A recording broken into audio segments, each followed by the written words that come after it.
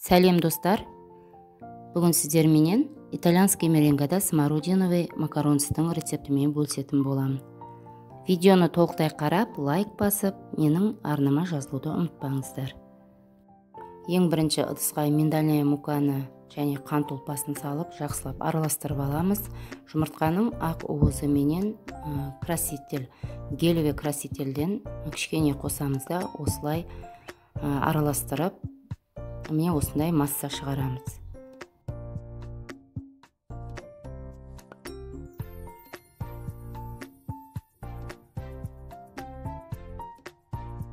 Енді белковый масса дайындау үшін жұмыртқаның тек қана ақ уызына қант ұлпасын салып дайындап қоямыз.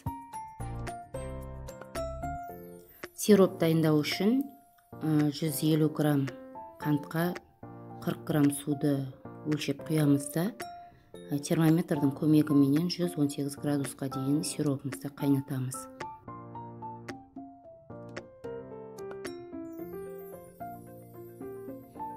Енді белковый масса дайындау үшін манағы дайындап қойған жұмыртқаның ақ уызы менен қантымызды көпіртеміз. Кішкене көпіргеннен кейін сиропымызды құйып, осындай меренга жасалады. Бұл итальянский меренга деп аталады.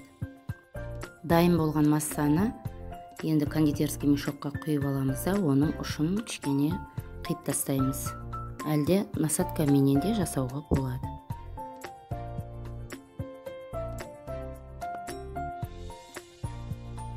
Мінекей осы дәл видеодағыдай қылып, кішкене дөңгелекшелер жасаймыз.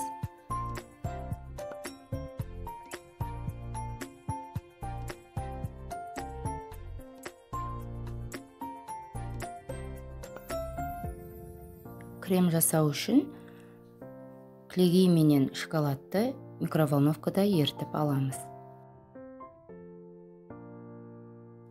Енді үстіне жұмсарған сармай және смородинадан 3-4 қасық саламыз да, блендер менен жақсылап араластырамыз.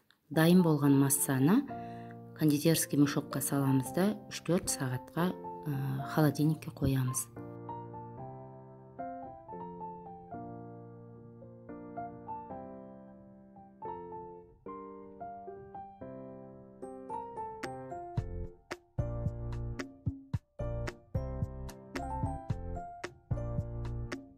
Бізге және крем дайындау үшін 100 грамм кілегей керек болады. Және холодильниктегі дайын тұрған ганашты екеуін араластырып, миксерге тоғимыз.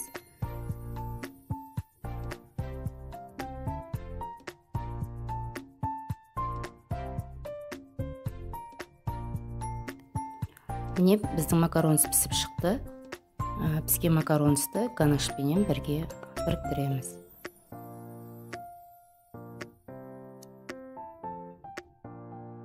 Міне осындай дәмі тіл үйретін, өте дәмді макаронстарды үй жағдайында жасауға болады.